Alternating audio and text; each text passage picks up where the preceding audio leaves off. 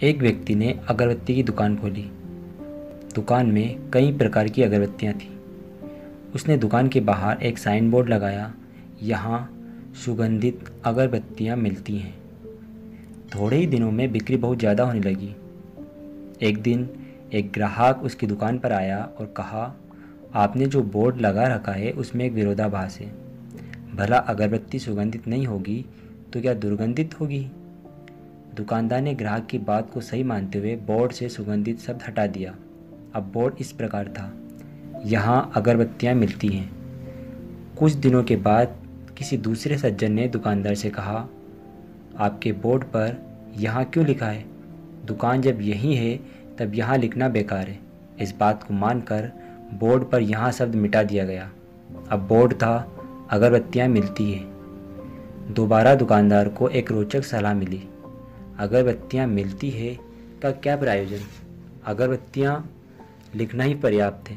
अब वे बोर्ड केवल एक शब्द के साथ रह गया, अगरबत्ती। विडंबना देखिए, एक शिक्षक ग्राहक बनकर आए और उन्होंने भी सलाह दे डाली। दुकान जब महज अगरबत्तियों की ही है तो इसका बोर्ड लगाने का क्या लाभ?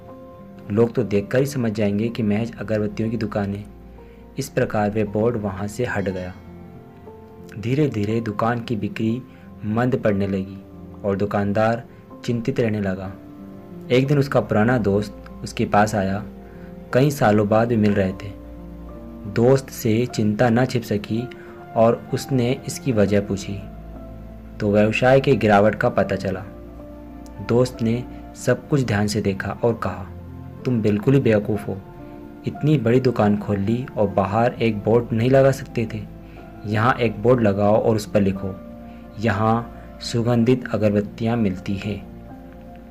दोस्तों, आपको ज़िंदगी में पल पल पर सलाह देने वाले मिलेंगे जो उस विषय से अनजान हैं, उस विषय के विशेषज्ञ नहीं हैं, लेकिन लगेगा कि सारा विज्ञान, दर्शन शास्त्र, समाजशास्त्र इत्यादि उनके अंदर ही है।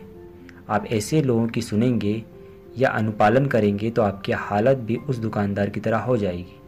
आप किसी भी विषय या उसके हल के लिए उसे संबंधित विशेषज्ञों की सुने या अपने मन की, क्योंकि आपको आपसे अधिक कोई नहीं जानता।